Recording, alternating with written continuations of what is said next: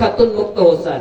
महिला मंडळाचं तरीच होतं, विहारात जाताना द्वेष घेऊन जातात. एखाद्या उपासिकेकडं एखाद्या निळीचं बघवं दिलं, माय सगळ्याला निळीला ती सगळ्याला लावी आणि तिच्या जावाला सोडून देईल. द्वेष केला आणि जिथे द्वेष आला तिथे बघा तृष्णा आली. आणि बुद्ध म्हणतात तृष्णा हे दुःखाचं कारण आहे.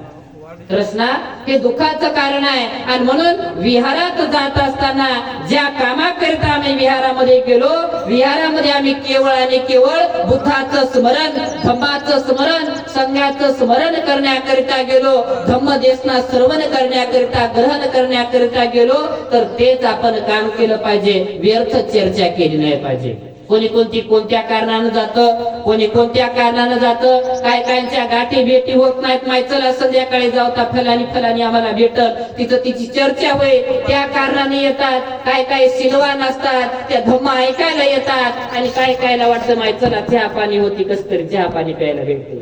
कायचं असं असतं. आणि म्हणून आपण ज्या कामाला जात आहोत ते काम आपल्याला समजत नाही. आणि त्याच्यामुळे उपासक आणि उपासिकांनो, माय मावल्यानो, आपण आपल्या दुःखातून मुक्त होत नाहीत. म्हणून नीती नियमानं विहारामध्ये गेल्याच्या नंतर सर्वांच्या प्रती सारखीच मैत्री ठेवणे, सर्वांच्या प्रती सारखीच करुणा ठेवणे, श्रद्धा ठेवणे, हे सातत्यानं आपण केलं पाहिजे. बुद्ध म्हणतात तीव्र इच्छा आणि तृष्णेला संपूर्ण नष्ट करून माणूस माणसाच्या दुःखातून मुक्त होऊ शकतं. दुःखाचं कारण हे तृष्णा आहे. बघा, या संपूर्ण तृष्णेला जर आपण संपूर्ण नष्ट केलं तर नक्कीच आपण आपल्या दुःखातून मुक्त होतो. परंतु आपली तृष्णा जात नाही.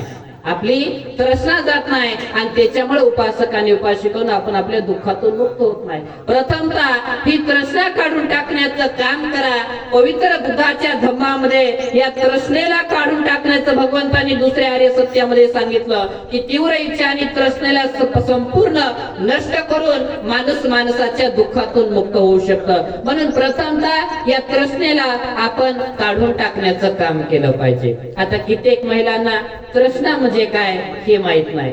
समजून सांगतो तृष्णा म्हणजे काय असते. एकदा एक लेकरू, एक माय, दोघ जण माय लेकर आहेत. माय शेतामध्ये कामाला गेलेली आहे आणि लेकरू घरी आहे. माय कामाला गेली, त्या घरी पाहुणे येतात. पाहुणे आल्याच्या नंतर त्या लेकराला म्हणतात की बाळा, तुझी माय कुठे गेली? माझी माय शेतामध्ये गेलेली आहे, कामाला गेलेली आहे. बरं, आमच्या इथे फलाण्या तारखेला लग्न आहे, आईला म्हणाव पाहुणे आले होते आणि ही पत्रिका आईला दे. लेकरू म्हणतं ठीक आहे, मी आईला सांगतो की आपल्या इथं पाहुणे आले होते आणि पत्रिका दिली. बघा माणसाची तृष्णा कशी असते. आणि या तृष्णेमुळे माणूस दुःखी होतो, व्याकुळ होतो. संध्याकाळी माय घरी येते. माय घरी आल्याच्या नंतर लेकरू मायला म्हणतं, माय आपल्या इथे पाहुणे आले होते. आणि त्या पाहुण्यांनी आपल्याला पत्रिका दिलेली आहे, आपल्याला लग्नाला जायचं आहे. माय म्हणते, बाळा कोण्या गावून आले होते पाहुणे? माय फलाण्या गावून पाहुणे आले होते आणि त्याने ही पत्रिका दिली. मायनं पत्रिका पाहिली आणि माय झटकन हिसका देते, आपल्याला त्या लग्नाला जायचं नाही. अगं माय, ते माणसं आपल्या घरी आले होते, त्यांनी घरी येऊन पत्रिका दिली, तरी पण तू म्हणतेस की आपल्याला त्याच्या लग्नाला जायचं नाही. माय, लग्नाला न जाण्याचं कारण काय मला सांग. तर ती माय म्हणते, बाळा पाठीमागच्या वर्षी त्या आताच्या व्यक्तीचं लग्न आहे, त्याच्या बहिणीचं लग्न होतं, तेव्हा पाठीमागच्या वर्षी मी तिथं गेले होते लग्नाला. साधं कुखाचं बोट लावलं नाही म्हणे. आता कशाला जायचं म्हणे त्याच्या लग्नाला. बघा तृष्णा. आणि ही तृष्णा आहे. आणि या तृष्णेमुळं माणूस दुःखी होतं, व्याकुळ होतं, कष्टी होतं, भयभीत होतं. एक वर्षभर त्या बाईच्या मनामध्ये, आणि सांगता येत नाही किती वर्ष त्या बाईच्या मनामध्ये राहील. ज्याचं लग्न होतं तिथं आनंदी आहे, त्यांना लक्ष नसेल कोणाला कुकू लावलं कोणाला नाही, परंतु हीच दुःखी, मला कुकाचं बोट नाही लावलं, हीच इकडं दुःखी. बाईला मळवट भरला. यावेळेला बाईला मळवट भरला आणि आमंत्रित केलं, तरी पण बाई म्हणणार कापड मापड चुलीचा पोतरा एखादं पटकरता आम्हाला घेतलं नाही. बघा, ही तृष्णा आहे. आणि तृष्णेमुळं माणूस दुःखी होतं, व्याकुळ होतं, कष्टी होतं. बाईला एखादी पैठणी पितांबरी घेऊन दिली, मळवटही भरला, तरी बाई म्हणते काचकोर भांगडी फुटून जातात, भांगड्या तर भरल्या नाही. असं होतं. याच्यामुळे माणूस दुःखी होतं, याच्यामुळे कष्टी होतं, याच्यामुळे भयभीत होतं. आणि म्हणून या तीव्र इच्छा आणि या तृष्णेला परिपूर्ण आपल्याला नष्ट करायचं आहे, तेव्हा आपण आपल्या दुःखातून मुक्त होऊ शकतो. बाईला मळवट भरला, बाईला पितांबर घेतलं, बाईला बांगड्या सुद्धा भरल्या, तरी पण बाई म्हणणार वाटणं जात असताना पदराला भाकर तर बांधली नाही. ही तृष्णा आहे आणि या तृष्णेमुळं माणूस दुःखी होतो. बाईला आता चांगलं शिदोरी बांधून दिली तरी पण बाई म्हणणार मला बस स्टँडला सोडायला तर आली नाही. बघा ही तृष्णा आहे. आणि त्या उपासिकेला बस स्टँडला सोडायला गेलं तरी पण बाई म्हणणार की परत तरी आता आम्हाला म्हणले नाही की तुम्हाला कवा येता म्हणून, असं म्हणणार. याच्यामुळे बघा क्षणामध्ये आपण या गोष्टी बघतो आणि आपणच दुःखी होतो, आपणच व्याकुळ होतो, आपणच कष्टी होतो. आपल्या दुःखाचे कारणीभूत आपणच आहोत, आपल्या सुखाचे सुद्धा कारणीभूत आपणच आहोत. आपल्या दुःखाचे कारणीभूत आपला शेजारी नाही, आपला पाजारी नाही, आपली जाऊ नाही, आपला भाऊ नाही. तुम्ही दुःखी आहात तर तुमच्याच कर्मानं आहात, तुम्ही सुखी आहात तर तुमच्याच कर्मानं आहात. कारण भगवंत म्हणतात या निसर्गामध्ये मी सम्यक संबुद्ध आहे, तरी पण या निसर्गामध्ये असे काही नियम आहेत की ज्याच्यावरती माझं आधिपत्य नाही. भगवान बुद्ध म्हणतात या निसर्गामध्ये कर्माची फळं रोखण्याचं आधिपत्य माझ्यामध्ये नाही. चांगल्या कर्माची चांगली फळं मी रोखू शकत नाही आणि वाईट कर्माची वाईट फळं सुद्धा मी रोखू शकत नाही. प्रत्येकाला कर्माची फळं ही भोगावीच लागतात, बुद्धांनी सांगितलं. मग आपण दुःखी आहोत तर आपल्याच कर्मामुळे आहोत, आपण सुखी आहोत ते सुद्धा आपल्याच कर्मामुळे आहोत. म्हणून जेवढं जीवन लाभलेलं आहे, जेवढं हे मनुष्य जीवन लाभलं, या मनुष्य जीवनामध्ये पुण्य कर्म करा, चांगले कर्म करा, इतरांच्या हिताचे, इतरांच्या सुखाचे आणि इतरांच्या कल्याणाचे सातत्यानं कर्म करत चला. एक उपासक भगवंताकडे येतो, भगवंताला म्हणतो भगवान आपण नेहमी सांगता कर्माची फळं भोगावी लागतात.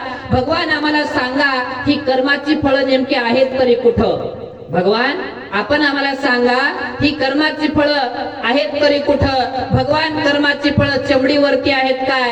कर्माची फळं चरबीमध्ये आहेत काय? कर्माची फळं आतड्यावरती, हृदयावरती, धमन्यांमध्ये, पेश्यामध्ये, रक्तामध्ये. भगवान ही कर्माची फळं नेमकी आहेत तरी कुठं? आपण आम्हाला सांगावं. तेव्हा जगाचे कल्याण मित्र भगवान बुद्ध म्हणतात सद्ग्रस्ता मी तुला सांगतो कर्माची फळं आहेत तरी कुठं, परंतु प्रथमतः तू मला सांग.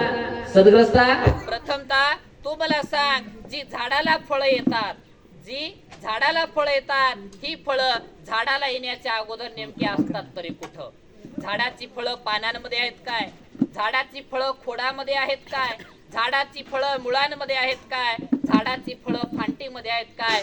सद्ग्रस्ता प्रथमतः तू मला सांग की झाडाची फळं असतात तरी कुठं? तेव्हा तो उपासक भगवंताला म्हणतो भगवान झाडाची फळं पानांमध्ये नाहीत, झाडाची फळं खोडामध्ये नाहीत, झाडाची फळं मुळांमध्ये नाहीत, झाडाची फळं फांटीमध्ये नाहीत, परंतु भगवान वेळ आल्याच्या नंतर ही झाडाची फळं आपोआप बाहेर येतात. हे निसर्गाचा नियम आहे. ज्या पद्धतीनं पौष महिन्यामध्ये आंब्याच्या झाडाला मोहरा येतात, हा निसर्गाचा नियम आहे. त्याच पद्धतीनं झाडाची जी फळं आहेत ते निसर्गाच्या नियमानुसार आपोआप बाहेर येतात. तेव्हा जगाचे कल्याण मित्र भगवान बुद्ध म्हणतात सद्ग्रस्ता ज्या पद्धतीने झाडाची फळं पानांमध्ये नाहीत, झाडाची फळं खोडामध्ये नाहीत, झाडाची फळं फांटीमध्ये नाहीत, झाडाची फळं मुळांमध्ये नाहीत, त्याच पद्धतीने सद्ग्रस्ता इकडे माणसाच्या सुद्धा कर्माची फळं आतड्यावरती, हृदयावरती, धमन्यांमध्ये, पेशांमध्ये नाहीत. परंतु ज्या पद्धतीने वेळ आल्याच्या नंतर झाडाची फळं आपोआप बाहेर येतात, त्याच पद्धतीनं वेळ आल्याच्या नंतर माणसाच्या सुद्धा कर्माची फळं आपोआप बाहेर येतात. हे निसर्गाचा नियम आहे. म्हणून जेवढा आपल्याला जीवन लाभलेलं आहे या जीवनामध्ये पुण्य कर्म करा, चांगले कर्म करा, इतरांच्या हिताचे, सुखाचे आणि कल्याणाचे सातत्यानं कर्म करत चला. पुन्हा एक उपासक भगवंताकडे येतो,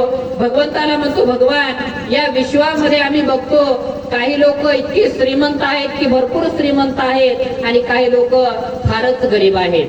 भगवान काही लोक फार श्रीमंत आहेत, काही लोक फारच गरीब आहेत. भगवान काही लोक आहेत दिसायला फार सुंदर आहेत, खूप चांगले दिसतात, सौंदर्यवान आहेत. भगवान काही लोक दिसायला बेढंग आणि कुरूप आहेत. भगवान काय लोक फार जमीनदार आहेत आणि काय लोकांना जमिनी नाही आहेत. भगवान काय लोक इतकं बोलताना स्पष्ट बोलतात की पुढच्याला लगेच समजून जातं आणि काय लोक बोबडे आहेत, तोत्रे आहेत, बोलता येत नाही. काय लोक इतके स्पष्टपणे ऐकू शकतात की त्यांना हळू आवाजात बोललं तरी आवाज येतो आणि काय लोक भगवान असे आहेत की त्यांना कितीही मोठ्यानं बोललं तरी आवाज येत नाही. भगवान काय लोक जन्मापासूनच चांगले असतात आणि काय जन्मानेच लंगडे, लुळे, आंधळे आणि खोळे असतात. भगवान हे सगळं वेगळं का आहे?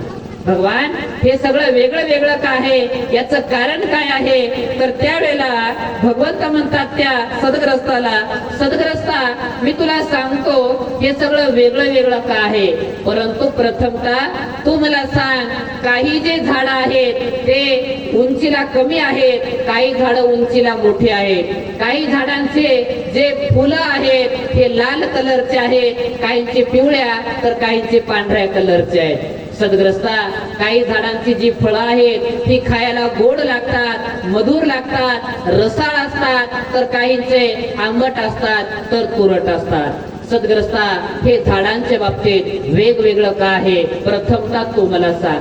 तर तो व्यक्ती म्हणतो, भगवान हे झाड वेगळी आहे, झाडांची फळं आणि फुलं वेगळी आहे, कारण या झाडांची बीज वेगळी आहेत. या झाडांची बीज वेगळी आहेत, म्हणून हे झाड आणि झाडांचे फळं फुलं वेगळी आहेत. तर भगवंत म्हणतात, ज्या पद्धतीने झाडाची बीज वेगळी आहेत म्हणून झाड वेगळी आहेत, त्याच पद्धतीनं इकडं माणसांचे कर्म वेगळे आहेत म्हणून माणसं वेगळी आहेत. म्हणून नीतिनियमानं आपल्याला जेवढं जीवन लाभलेलं आहे, जीवन एका वाऱ्यामध्ये लावलेल्या दिव्याप्रमाणे आहे, कधी विझून जाईल ते सांगता येत नाही. जीवन एका पाण्यामध्ये वाहणाऱ्या बुडबुड्याप्रमाणे, फेसाप्रमाणे आहे, कधी फुटून जाईल ते सांगता येत नाही. जेवढं जीवन लाभलेलं आहे या जीवनामध्ये सातत्यानं पुण्य कर्म करा, चांगले कर्म करा, इतरांच्या हिताचे, सुखाचे, कल्याणाचे सातत्यानं कर्म करत चला. जेवढा वेळ भेटल तेवढ्या वेळामध्ये बुद्धाच्या विहारामध्ये जाऊन बुद्ध गुणाचं, धम्म गुणाचं, संघ गुणाचं स्मरण, मनन आणि चिंतन करा.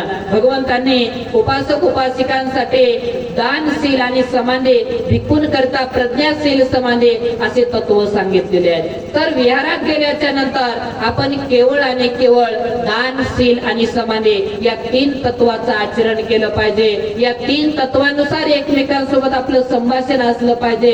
परंतु आपण विहारात गेल्याच्या नंतर व्यर्थ चर्चा करतो आणि म्हणून आपण आपल्या दुःखातून मुक्त होत नाही. विहारात गेल्याच्या नंतर केवळ दानशील आणि समाधी या 3 तत्वावरती आपण जास्त लक्ष दिलं पाहिजे. भिक्खू असेल किंवा ब्रह्मचारी असेल जे आपल्याला दानशील समाधीचे उपदेश देतात, हे सगळे उपदेश आपण नित्यनेमानं श्रवण केले पाहिजे, त्याच्यानुसार आचरण केलं पाहिजे. बुद्धांनी सांगितलं उपासकांसाठी दान दिलं पाहिजे. भगवंत दान पारमितेमध्ये म्हणतात, स्वार्थाची किंवा परतफेडीची अपेक्षा न करता दुसऱ्याच्या हिता सुखाकरिता, कल्याणाकरिता स्वतःची मालमत्ताच नव्हे तर रक्त देह अर्पण करणे म्हणजे दान पारमिता होय.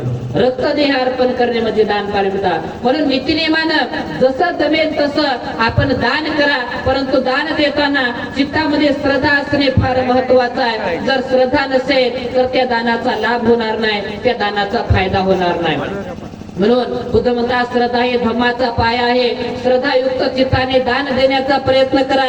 आपण प्रवास करत असताना भिकाऱ्यांना दान देतो, परंतु भिकाऱ्यांना दान देताना चित्तामध्ये श्रद्धा नसते आणि श्रद्धा नसल्यामुळं त्या दानाचा लाभ होत नाही, त्या दानाचा फायदा होत नाही. म्हणून श्रद्धेनं नीतिनियमानं आपण दान दिलं पाहिजे, शीलाचं पालन केलं पाहिजे आणि समाधीचा अभ्यास केला पाहिजे. आपण एखाद्या लग्न कार्यामध्ये एखाद्या मुलीला मोठ्या मोठ्या वस्तू सुद्धा भेट म्हणून देतो ते सुद्धा एक प्रकारचं दानच आहे, परंतु दान देताना चित्तामध्ये श्रद्धा नाही आणि श्रद्धा नसल्यामुळे त्याचा लाभ आणि फायदा होत नाही. नित्यनेमानं आपण दान दिलं पाहिजे आणि बुद्ध म्हणतात दानं दुर्गती निवारण, म्हणजे दान दिल्यानं माणसाच्या दुर्गतीचं निवारण होत असते. जेवढी काय आपली दुर्गती आहे या दुर्गतीचं निवारण जर आपल्याला करून घ्यायचं असेल तर जीवनामध्ये दान देणे हे फार महत्वाचं आहे. आणि आपण नित्यनियमानं जर दान देत गेलो तर भगवंतांनी जे दुसरं शील सांगितलं अधीन दाना वेरमणी शिक्षापदं समाधी, या दुसऱ्या शीलाचं आपल्याला पालन करण्याची सुद्धा आवश्यकता नाही, आपोआप या शीलाचं पालन होतं. कारण ज्याच्या चित्तामध्ये देण्याची भावना आहे असा व्यक्ती कधी कोणाची चोरी करत नाही. म्हणून नित्यनियमानं दान देण्याचा आपण प्रयत्न केला पाहिजे. परंतु कित्येक लोक असे आहेत की त्यांना दान देण्याची इच्छा होत नाही. लोकांचं खायचं म्हणलं की टकराग हो आणि आपलं द्यायचं म्हणलं की आग लागो. असे काही काही लोक आहेत, आपलं कधी देत नाहीत. घरात दारात पाचवण गहू, लोकांचं खाऊ पण आपलं न देऊ, अशी काही लोकांची वृत्ती असते बघा. तरी पण समाजाच्या शासनानुसार, समाजाच्या नीती नियमानुसार जर सामाजिक एखादा कार्यक्रम करायचा असेल तर समाजाच्या शासनानुसार पट्टी लावतात आणि सर्व गावांनी एवढं एवढं दान दिलं पाहिजे असं शासन लावतात. तर त्या शासनानुसार ते दान तर देतात, परंतु आज 100 देतील, उद्या 200 देतील, मग 300 देतील, असे टप्पे टप्पे करत करत करत करत काय काय तर कार्यक्रमाच्या दिवशी इकडं डाळ शिकणी करतात, धरामयी पट्टी बघा. अशी काय काय लोक राहतात आणि जे डाळ शिस्ता पट्ट्या देतात, दुसऱ्या दिवशी भुगुने मग वाढून राहिले द्यायला लेट आणि घ्यायला लवकर मग वाढून राहिले. कोणाचं? मथाऱ्याला दूधही गेलं नाही आणि मथाऱ्याचं वाढून राहिले. असे बघा काय काय लोक आहेत. हे असं आपण नसलं पाहिजे. आपल्या चित्तामध्ये सातत्यानं देण्याची भावना असली पाहिजे, ज्याच्यामध्ये उपासक आणि उपासिकांनो देण्याची भावना असते. असा व्यक्ती कधी कोणाचं घेत नाही. म्हणून नीतिनियमानं या मनाला देण्याची भावना निर्माण करण्याचा आपण प्रयत्न केला पाहिजे. श्रद्धायुक्त चित्ताने दान दिलं पाहिजे. भगवंतांनी दुसरा उपदेश दिला शिलाचा, तर शिलाचं पालन करणे हे फार महत्वाचं आहे. जेवढं आपल्याला हे मनुष्य जीवन लाभलेलं आहे, या मनुष्य जीवनामध्ये नीतिनियमानं शिलाचं आपण पालन करावं. शिलाचं पालन करावं, कारण जर तुमचं शील तुटलं तर तुमच्या मानवी जीवनाला काहीच अर्थ राहणार नाही. तुमच्या मानवी जीवनाला काहीच अर्थ राहणार नाही. ज्या पद्धतीनं एखादा काचेला तडा जातो आणि तडा गेलेली काच काहीच कामाची राहत नाही, त्याच पद्धतीनं एकदा जर का शिलाला तडा गेला तर हे मानवी जीवन काहीच कामाचं राहत नाही. म्हणून नीतिनियमाने या जीवनामध्ये शिलाचं पालन करा. प्राण्यांची हत्या करू नका, चोरी करू नका, परस्त्री गमन परपुरुष गमन, खोटं बोलायचं नाही, निंदा नालत्तीचं चुगली चहाडीचं आणि मादक पेय ग्रहण करायचं नाही. या 5 शिलाचं जर आपण आपल्या जीवनामध्ये पालन केलं तर नक्कीच आपलं जीवन सुद्धा सुखमय होईल. आपल्या परिवारामध्ये सुद्धा सुख, शांती आणि समाधान हे सातत्यानं टिकून राहील. भगवंतांनी बघा 4थं शील सांगितलं. 4थ्या शिलामध्ये भगवंत म्हणतात मुसावाधा वेरमणी शिक्षापदं समाधी. मुसावादा वेरमणी शिक्षापदं समाधी म्हणजे मी खोटं बोलणार नाही. भगवंत म्हणतात मी खोटं बोलणार नाही. 4थ्या शिलामध्ये भगवंत एका शिलावरती थांबले नाही. भगवंत पुन्हा म्हणतात फिरुसाय वाच्या वेरमणी शिक्षापदं समाधी, संपाफलाय वाच्या वेरमणी शिक्षापदं समाधी, म्हणजे मी खोटच बोलणार नाही. तर मी निंदा नालत्तीचं, चुगली चहाडीचं, कटू वचन, दुसऱ्याचं मन दुखेल अशा पद्धतीची वाचा वापरणार नाही. मग जेवढं आपल्याला जीवन लाभलंय या जीवनामध्ये आपण एकमेकांना वाईट वक्त बोलू नका, निंदा नालत्तीचं, चुगली चहाडीचं, कटू वचन बोलू नका. परंतु कित्येक लोकांना सवय राहते बघा, याची गोष्ट त्याला आणि त्याची गोष्ट त्याला करण्याची. कित्येक महिला आहेत, कित्येक पुरुष आहेत की त्यांना लय आवडत्या गोष्टीची. फलाण्याच्या घरात काय दिसलं, काय घडलं की लगेच बिस्तानीला सांगायचं आणि यांच्या पक्क्या मिटिंग राहतात दुपारच्या 3 वाजता पक्क्या मिटिंगी. मग फलानीच्या इथं असं घडलं, बिस्तानीच्या इथं तसं घडलं, फलपणा करायचा. अशा कित्येक महिला करतात आणि याच्यामुळे दुःखी होतात, व्याकुळ होतात, कष्टी होतात, भयभीत होतात. अशाच पद्धतीची बघा एक महिला अशीच फलफली होती. पोटामध्ये कोणती गोष्ट पचत नव्हती, याची गोष्ट त्याला, त्याची गोष्ट त्याला सांगण्याची तिची लय सवय होती. लय सवय तिला, तिच्या पोटात काहीच पचत नव्हतं आणि तिनं एका व्यक्तीची जी चुगली ताडी आहे दुसऱ्या व्यक्तीला केले आणि त्या दुसऱ्या व्यक्तीपासून पुन्हा ती त्या व्यक्तीला त्याला कळालं की माझी गोष्ट हिनं तिला सांगितली आहे, म्हणून ती बाई तिच्या इथं भांडायला गेली. वादविवाद झाले, भांडण तंटे झाले आणि त्यावेळेला भांडण तंटा निघून गेला, भांडण संपलं आणि मग नवऱ्याला कळालं.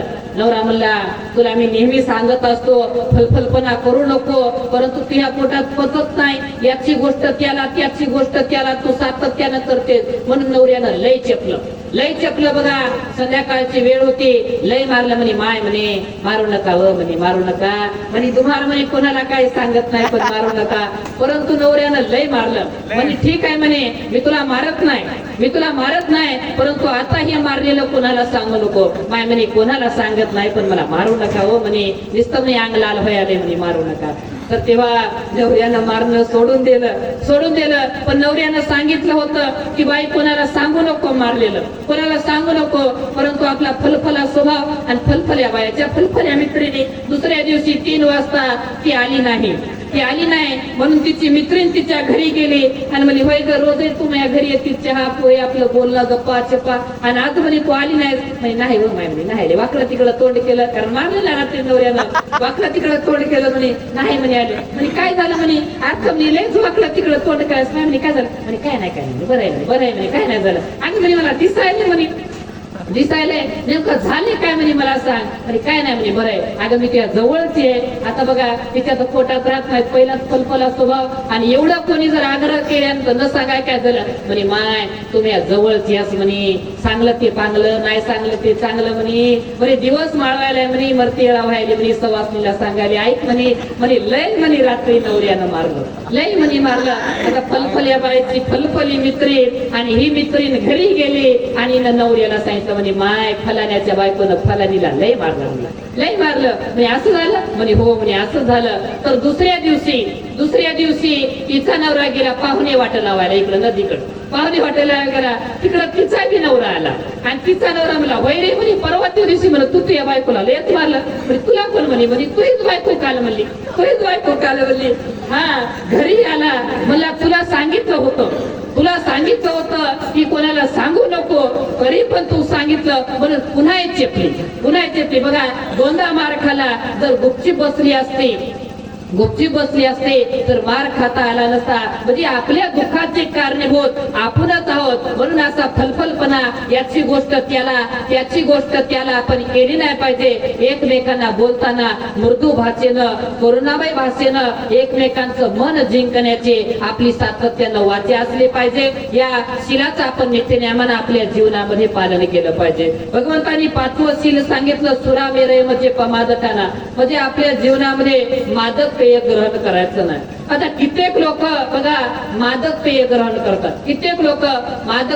करतात, घरामध्ये वाईट वक्त बोलतात किंवा शेजाऱ्या पाजाऱ्यांना वाईट वक्त बोलतात. कित्येक लोक मादक पेय ग्रहण करून शेजाऱ्या पाजाऱ्यांना वाईट वक्त बोलतात. मग शेजारी पाजारी भांडायला आल्याच्या नंतर मग घरचे लोक सारवणपणा करतात, पेलय त्याला कळत नाही. कोण मला पिणाराला कळत नाही. रात्री तुम्ही येताना एक पेलेला माणूस मला म्हणे, भंतीजी म्हणे मला या गावाला जायचं, मी ट्रेन कुठं लागते मला सांगा. आता पेलेल्या माणसाला कळाले की मी भंतीजी आहे. बघा कोण मला पेलेल्याला कळत नाही. समजा एखाद्या पेलेल्या माणसाला अशा पसाभर लेंड्या दिल्या आणि काय म्हणायचं, काळी मनुकी येतो म्हणत, तो खातो का नाही खातो. पेलेल्या माणसाला सर्व करतं, माझा सारवणपणा पण आपण आपल्या जीवनामध्ये केला नाही पाहिजे. जे सत्य आहे त्या सत्याचा आपण स्वीकार केला पाहिजे. कित्येक लोक असे आहेत बघा, व्यसन करतात आणि व्यसन केल्यामुळं बायको आपल्याला काहीतरी बोलत आहे आणि बायको बोलून भंतीजीचे प्रवचन ऐकून कित्येक लोकांना दारू सोडल्याच्या नंतर पुन्हा कित्येक लोकांना सोडल्याच्या नंतर पुन्हा दारू धरल्या. असेच एका व्यक्तीला मी भेटलो आणि म्हणलं, होय म्हणत तुम्ही दारू पहिल्यांदा पेत होते, मधल्या काळात सोडली आणि आता पुन्हा धरली, याचं कारण काय म्हणे, सांगतो म्हणे. चला एका बाबळीच्या झाडाखाली नेलं, बसवलं म्हणे, भंतेजी म्हणे पहिल्यांदा पेत होतो, घरावरती लक्ष नव्हतं. पहिल्यांदा पेत होतो, घरावरती लक्ष नव्हतं, यायचो बाहेरच पडायचो, तिकडच राहायचो. आता म्हणे मी पेत नाही, पेत मधल्या काळात पेत नव्हतो, तर मी घरातच राहायचो. आणि घरात राहिल्यामुळं घरामध्ये माझी पत्नी कुठं बाहेर फलफलपणा करायला जाऊ लागली की बाहेर जाऊ नको, घरातच बस, तू घरात दळण भळण काहीतरी काढ. घरातली माझी लेकरं बाहेर जाऊ लागले तर त्या लेकरांना मी म्हणायचो की बाहेर जायचं नाही, घरातच अभ्यास करत बसा. तर म्हणे माझे बायको आणि लेकरं म्हणले की माय मेलं पहिलं पेत होतं, तेच म्हणत होतं आम्हाला बाहेर जायला मिळत होतं. त्याच्यामुळे म्हणे पुन्हा प्यायला लागलो. म्हणजे आम्ही इकडं बेंबीच्या देठापासून समजून सांगण्याचं काम करतो, व्यसन सोडण्याचं काम करतो, आणि इकडे एका मिनिटात लगेच त्याला सुरुवात करायला कारणीभूत करतात. हे असं आपण आपल्या जीवनामध्ये केलं नाही पाहिजे. दुर्लभ हे मानवी जीवन आहे, हे आपल्याला भेटलेलं आहे. या दुर्लभ मानवी जीवनामध्ये शीलाचं पालन करा, समानतेचं आचरण करा. भगवंतांनी शेवटी समानती सांगितले. आपल्या चित्तामध्ये जे काही विकार आहेत, रागाचे, द्वेषाचे, तृष्णेचे, मीपणाचे, वासनेचे, अहंकाराचे, आळसाचे, या सगळ्या विकारातून बाहेर पडण्याकरता बुद्धाने आपल्याला ध्यान सांगितलं. आपल्याला ध्यान करायचं आहे. जे कोणाकोणाला कशाचा बघा अहंकार, कोणाकोणाला कशाचा अहंकार, या सगळ्या अहंकारातून बाहेर पडण्याकरता बुद्धाने आपल्याला ध्यान सांगितलेलं आहे. कोणाला ज्ञानाचा अहंकार असतो आणि ज्ञानाचा अहंकार असलेल्या व्यक्तीला वाटतं विहारात गेल्याच्या नंतर माईक माझ्याकडेच असावं, माझ्याकडेच माईक असावं. कोणाकोणाला चांगल्या घरादाराचा अहंकार असतो, कोणाकोणाला गाड्या घोड्याचा अहंकार असतो, कोणाकोणाला धन दौलतीचा अहंकार असतो, आणि काही महिलांना सोन्या चांदीचा अहंकार असतो. सोन्या चांदीचा अहंकार कित्येक महिलांना बघा सोन्या चांदीचा अहंकार असतो. आमची सुद्धा आई असते, हातामध्ये घालते. मी एकदा माझ्या आईला म्हणलं तू भंतीची चाळीस नाही म्हणलं, मी कोण म्हणे दिसते म्हणलं, लमानी दिसतेस म्हणलं, ते हातामध्ये लमानीने घालतात म्हणलं, बुद्धाच्या वाया घालतात. बघा हे असं बुद्धांनी जर सांगितलं असं, या सोन्या चांदीमध्ये जर सुख असतं तर सिद्धार्थ गौतमांनी सोन्या चांदीचा त्याग केला नसता. या गोष्टी आपण पाहिल्या पाहिजे. आणि म्हणून जे आपण घालून धार्मिक कार्यक्रमामध्ये, लग्न कार्यात तुम्ही घाला काय घालायचे ते, परंतु धम्माच्या कार्यक्रमामध्ये बुद्धांनी जे माला गंध विलेपन धारण मंडन सील दिलं आहे की याच्यामध्ये इथं काहीच कामाचं नाही, इथं याचं काहीच काम नाही, तुमच्या कानातल्याचं काम नाही, तुमच्या गळ्यातल्याचं काम नाही, काहीच काम नाही. परंतु आमचं लोकांना दिसलं पाहिजे, आमचं लोकांना दिसलं पाहिजे म्हणून कानामध्ये घालतील, कानामध्ये घालून गळ्यामध्ये घालतील. बरं इथं आल्यानंतर गुपचूप डोळे लावून प्रवचन नाही करतात, ते तसं नाही करणार. तसं नाही करणार की कोण्या दुसऱ्या गावची बाई आल्याच्यानंतर तिला मान हलवलं, बऱ्या का बाई, बऱ्या का, ते कानात हल्लं पाहिजे, कानात हल्लं पाहिजे. आणि कानात हल्ल्याच्या नंतर पुढची बाई म्हणते माय म्हणे तुम्ही तर कानातलं केलं. हो माय म्हणे आमच्या साहेबाने केलं म्हणे. काय मग कानातलं काय सांगू माय म्हणे, आमचा तर म्हणे उगा बुड्या भागवाना निस्ता मुतारा पिऊन पडतोय म्हणे, मोह म्हणे काय करत नाही. माझ्या मायनं म्हणे गरामा ते मला पानं करून दिले म्हणे, ते बी त्याला मड्याला पुरले नाही, ते पुरले नाही. बघा आपल्यामुळं आपल्या मनामध्ये हे उत्पन्न झालं, द्वेष उत्पन्न, आपल्या अहंकार उत्पन्न झाला, आणि दुसऱ्या बाईच्या मनामध्ये तिच्या नवऱ्याच्या प्रती सुद्धा आपण द्वेष उत्पन्न केला. त्यामुळे याच्यामध्ये सुख नाही. निब्बानं परमो सुखं बुद्ध म्हणतात, निब्बानामध्ये परमश्रेष्ठ सुख आहे. या निब्बानाच्या निर्वाणाच्या मार्गाला आपण सातत्यानं असलं पाहिजे. परिवारामध्ये वावरत असताना एकमेकांना चांगलं बोलण्याचं काम करा, चांगलं वागण्याचं काम करा. समाजामध्ये वावरत असताना एकमेकांसोबत चांगलं बोलण्याचं, चांगलं वागण्याचं काम करा. जेवढं जीवन लाभलेलं आहे या जीवनामध्ये पुण्य कर्म, चांगले कर्म, इतरांच्या हिताचे, इतरांच्या सुखाचे आणि इतरांच्या कल्याणाचे आपण सातत्यानं कर्म करत गेलं पाहिजे. आपल्या परिवारामध्ये मी नेहमी सांगतो की वादविवाद होत असतील तर याला कारणीभूत आपणच आहोत. आपल्या परिवारामध्ये जर वादविवाद व्हायचे नसतील तर सगळ्या परिवाराला धम्माकडे वळवण्याचं काम करा. सगळा परिवार जर धार्मिक असेल तर त्या परिवारामध्ये वादविवाद होत नाहीत, त्या परिवारामध्ये भांडण तंटे आणि कलह होत नाही. अशा पद्धतीचा बघा एक परिवार होता, 3 सुना होत्या, 1 सासू होती. सगळा परिवार एका जागी नांदत होता. आणि ज्या परिवारामध्ये 3 सुना 1 सासू एका ठिकाणी नांदतात त्या परिवारामध्ये त्या सासूनं 3ही सुनाला वेगवेगळे काम वाटून दिले होते. वेगवेगळे काम वाटून दिले. त्या सासूनं मोठ्या सुनाला सांगितलं, बाई तू सगळ्याच्या आधी या घरामध्ये आली होतीस, लय मी हाताखाली काम केलंय, आता तू काही नाही, फक्त आलेल्या पाहुण्याला चहा पाणी करायचा आणि त्याला बोलत बसायचं. मोठ्या सुनाला सांगितलं. मधवीला सांगितलं, बाई तू काय करायचं, घरामध्ये भांडे घासायचे, पोळ्या लाटायच्या. आणि लहानीला सांगितलं, बाई तू काय कर, घरामध्ये भाजी घालत जाय, भाजी बनवत जाय आणि शेतामधलं बघत जाय. तिघी जणी आपापलं काम करायच्या, शेतामध्ये कामाला जायच्या. एक जण चहा पाणी करत आहे, पाहुण्याला देत आहे, दुसरी पोळ्या लाटत आहे आणि तिसरी भाजी बनवत आहे. जी लहानी सून होती ती लहानी सून भाजी बनवत होती आणि लहानी सून नीतिनेमानं भाजीमध्ये मीठ शेवटी घालत होते.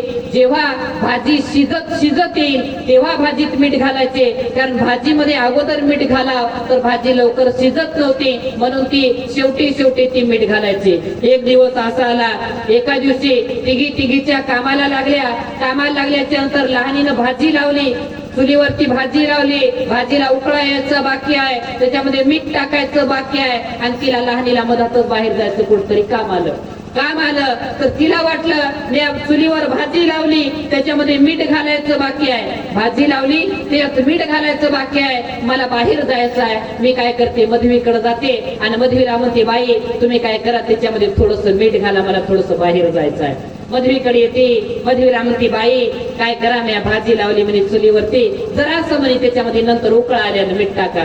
मधवीच्या तोऱ्यात गेली. प्रत्येकाला तोरे राहतात बघा, कुणाला कशाचे. मधवीच्या तोऱ्यात गेली. मधवी म्हणली, आगा म्हणली, आत्याबाईनं आपल्याला काम व्यवस्थित वाटून दिलेले आहेत, तुला म्हणे भाजी दिलेली आहे, तुला तुझी भाजी करायची तर कर, नाहीतर घरातल्या लोकांना आळणी दे, मला काय गरज नाही, मी माझ्या पोळ्या लाटेल, मी माझंच काम करेन. तिला वाटलं मधवी ऐकली नाही, मोठ्या बाईकडे जावं. ती मोठ्या बाईकडे गेली आणि मोठीला म्हणते, बाई मी चुलीवरती भाजी लावलेली आहे, त्याच्यामध्ये मीठ घालायचं बाकी आहे, तुम्ही काय करा, थोडस त्याच्यामध्ये मीठ घाला, उकळ आल्याच्या नंतर मला बाहेर जायचंय. मोठीचा तोरा आला. मोठीच्या तोऱ्यात गेले आणि मोठी म्हणते, अगं म्हणे तुला तुझं काम दिलेलं आहे सासूबाईनं, मला माझं काम दिलेलं आहे. अगं म्हणे तुमच्या दोघीचे लग्न झाले नव्हते तेव्हापासून म्हणे मी सासूच्या हाताखाली काम करते आणि म्हणे मी आणि तुम्हाला आता मला काम सांगत आहे, मी म्हणे तुझं काम करणार नाही, तू आळणी भाजी घातली तरी मला काय घेते नाही. मोठीचा तोरा. तिला वाटलं आता दोघी ऐकल्या नाही, आता घराच्या कारभारी बाई आपल्या आत्याबाईचा मोठा खाट, आत्याबाईला बसायला तकातीवर गादी, त्याच्यावरती बसणं, त्याच्यावर तिला पानाचे इडे, फुकायला भुगुणं, एवढा मोठा ताट, नाकामध्ये भली मोठी मोरणी. तिला वाटलं आता आत्याकडे जावं आणि आत्याला म्हणावं की बाई आत्याबाई तुम्ही काय करायचं मध्ये मीठ टाका. आत्याच्या रूम मध्ये गेली. आत्याला म्हणते, आत्या भाजी लावली, भाजीमध्ये जरासं मीठ टाकायचे, मला थोडस बाहेर जायचंय. तर आत्या गेल्या. आत्याच्या तोऱ्यामध्ये आत्यानं भगुन्यात पिचकारी टाकली. आत्या म्हणले, आगा तुझ्या आधी म्हणे दोघी जणी आलेले आहेत, त्या दोघीनं मला अजून काम सांगितलं नाही, तू मला काम सांगायलीस म्हणे, टाकशील तर टाक मीठ, नाही तर तशीच जाय म्हणे. आत्या गेल्या आत्याच्या तोऱ्यात. तिला वाटलं जाऊ द्या माय म्हणे, कोणी ऐकना झालंय. थोडा वेळ थांबल्याच्या नंतर तिनंच भाजीमध्ये मीठ घातलं आणि कामाला निघून गेली. मधवीनं जरासा विचार केला, म्हणे माय लहानी किती नादर मला बोलते, बाई म्हणते, तोंड भरून मला बोलते आणि आजच म्हणली की जरासं मीठ टाका. जरासं मीठ टाकलं तर काय होतंय. पण मधवी गेली मधवीने धरलं मीठ गेल्या भाजीमध्ये. मधवीने टाकलं आणि मोठीचाही विचार तसा. मोठी म्हणली, माय म्हणे लहानी मला लय बाई म्हणते, लय नादर बोलते आणि म्हणे मला आत्याबाईनं फक्त चहा पाणी करायला सांगितले आणि पाहुण्याला द्यायला सांगितले आणि जरासं भाजीमध्ये मीठ टाकलं तर काय व्हायलंय म्हणे. मग ती मोठी गेली. मोठीने धरलं मीठ की भाजीमध्ये. तिघी सुनेनं भाजीमध्ये मीठ घातलं. आता घराच्या कारभारीन बाई आत्याबाई, द्यायचा तर मोठा थाट. आत्याबाई म्हणल्या, माय मला माझ्या सुना पानाचे इडे देतात, फुकायला भुगुणं मला आहे म्हणे आणि जरासं म्हणे मीठ टाकलं तर माझ्या हाताला काय फोडही आहेत काय. आत्याबाई उठल्या. आत्याबाईनं मीठ घेतलं आणि भाजीमध्ये टाकलं. भाजी आता कशी झाली असत बघा. घराचा कारभारी सायंकाळच्या वेळेला जेवायला येतो. सासरा घरी जेवायला आल्याच्या नंतर सासऱ्याच्या पुढे ताट ठेवलं, त्याच्यामध्ये भाजी टाकली. सासऱ्यानं पहिला घास घेतला आणि पहिला घास घेतल्या सासऱ्याला जाणीव झाली की आपल्या घरातली भाजी खारट झाली. जाणीव झाली त्याला, परंतु सिलवान परिवार होता, परिवार सिलवान होता. सासरा एकही शब्द बोलला नाही, एकही शब्द बोलला नाही. सासरा मोठ्या सुनाला म्हणतो, बाई आपल्या घरामध्ये दही आहे काय? हे मुद्दा लक्षात घ्या. बाई आपल्या घरात दही आहे काय? हो मामा आपल्या घरामध्ये दही आहे. बाई एक वाटी मला दही आणून दे. मोठ्या सुनानं एक वाटी दही आणून दिलं. सासऱ्यानं भाजीमध्ये दही टाकलं, चुरून चपाती पोटभर जेवण केलं आणि कामाला निघून गेला. आता या तिघीचे परमेश्वर जेवायला आले. तिघाही जण जेवायला बसले. जेवायला बसले नंतर तिघाला ताट वाढले. ताट वाढल्यानं तिघाने एक घास खाल्ला. तिघाला जाणीव झाली की आज घरात भाजी खारट झाली. तिघाला जाणीव झाली. त्यावेळेला मोठा म्हणतो की बाबा जेवण गेले का? हो मामा जेवण गेले. त्याने हीच भाजी खाली का? हो त्याने हीच भाजी खाली. पण कधीच मामा दही मागत नव्हते, परंतु आज त्यानं दही मागितलं, भाजीमध्ये दही टाकून खाल्लं. आमच्या वडिलांनी जर भाजीमध्ये दही टाकून खाल्ला असेल तर आमच्या करता सुद्धा एक एक वाटी दही घेऊन या. बघा एक एक वाटी तिघाई भावाला दही आलं. तिघाई भावानं त्या भाजीमध्ये एक एक वाटी दही टाकलं आणि तिघाई भावानी पोटभर जेवण केलं, कामाला निघून गेले. आता हीच गोष्ट जर आपल्या घरामध्ये घडली असते, आपल्या घरात जर भाजी खरड झाली असते तर घरात बघून आपलं नालीमध्ये बाहेर गेलं असतं. परंतु परिवार सिलवान आहे. त्या परिवारामध्ये जरी भाजी खारड झाली तरी त्यांनी उपाय शोधला की या भाजीमध्ये जर आपण दही टाकलं तर परिवारामध्ये वादविवाद होणार नाही, भांडण तंटे होणार नाहीत आणि सर्व परिवार जेवण सुद्धा तृप्त होईल. परंतु त्याच ठिकाणी जर वादविवाद केले असते, कलह केला असता तर उपासक आणि उपासिकांनो, माय मावल्यानो, सर्व घरामध्ये भांडण तंटेही झाले असते आणि कोणी जेवण सुद्धा केलं नसतं. म्हणून नीती नियमानं आता घरी गेल्यानं सांगा तुमच्या परमेश्वराला, भंतेजी असे म्हणले मला खरडवादी झाल्या. नीती नियमानं आपण आपल्या जीवनामध्ये या शिलाला फार महत्व दिलं पाहिजे. ज्याच्याकडे शील आहे असा व्यक्ती नीती नियमानं त्याचं जीवन हे सुखानं जगू शकतो. आणि जो व्यक्ती शिलाचं पालन करतो अशा व्यक्तीचे मुलं सुद्धा शिलवान म्हणतात, मुलं सुद्धा शिलवान म्हणतात. आता कित्येक लोक असे आहेत बघा, बिलकुल शिलवान नाहीत, बिलकुल शिलाचं पालन करत नाहीत आणि त्यांना वाटते की आमचे लेकरं लय नादर असावे, लय शिलवान असावे. प्रथमतः तुम्ही शिलवान बना. तुम्ही शिलवान बनल्याच्या नंतर लेकर आपोआप शिलवान बनते. मी पुण्यामध्ये राहतो बघा, पुण्यातल्या बाईला मिसरी लावायची सोय, काळ डोकतोड करतात. आमच्याकडे आली एक महिला आणि म्हणे, भंतेजी म्हणे मला वाटतंय की मी हे लेकर लय नादर व्हावे, लय नादर मला वाटतं मी हे लेकर व्हावे. आणि तू तर पाहिलं तर काळ डक लेकर चांगले लिखतील. एक माणूस बी आला म्हणजे, भंतेजी आम्हाला वाटते की आमचे लेकर लय नादर निघावे. आणि बोलतो सुद्धा ना, तोंडाचा निसता वास, तोंडाचा वास, व्यसन केल्यामुळं, दारू पिल्यामुळं. बघा प्रथमतः आपण सिलवान बना. आपण जर सिलवान असो तर लेकर आपोआप सिलवान होतील. बाप पिते दारू, माय लावते मिसरी, थुकून थुकून केली बाई काळी भोर वसरी.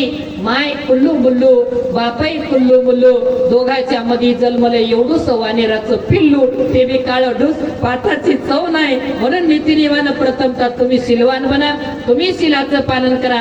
तुमचे लेकर धार्मिक नेते, तुमचे लेकर सुद्धा धम्माचं आचरण करतील आणि नीतिनियमानं भगवंताचा धम्म मुलांना समजावून सांगण्याचं काम करा. तुम्ही जर तुमच्या मुलांना बुद्धाचा धम्म समजावून नाही सांगितला तर अज्ञानापोटी तुमचेच मुलं तुम्हाला घराच्या बाहेर काढतील आणि याला कारणीभूत ते मुलं नसून ते माता पिता असतील. कारण त्या माता पित्याने धम्माचे संस्कार त्या मुलावरती घातले नाही. म्हणून नीतिनियमानं जेवढं जीवन लाभलेलं आहे या जीवनामध्ये पुण्यकर्म करा, चांगले कर्म करा, इतरांच्या हिताचे, सुखाचे, कल्याणाचे कर्म करा, दान द्या, शिलाचं पालन करा, समाधीचा अभ्यास करा. परिवारामध्ये वावरत असताना एकमेकांच्या प्रती श्रद्धेनं, करुणेनं, मैत्रीनं बोलण्याचा प्रयत्न करा आणि आपल्या मुलांवरती धम्माचे संस्कार घालण्याचं काम करा. जसा वेळ भेटेल तसं विहारात जा. बुद्ध गुणाचं, धम्म गुणाचं, संघ गुणाचं सातत्यानं स्मरण, मनन आणि चिंतन करा. नक्कीच तुमचं जीवन हे सुखमय होईल. आजच्या ठिकाणी एवढा धम्माचा उपदेश देऊन आपल्या सर्वांच्या प्रती असीम असीम मंगल मैत्री, आपल्या सर्वांच्या प्रती असीम असीम मंगल भावना व्यतीत करून या अल्पशा धम्म देशनेला विराम देतो.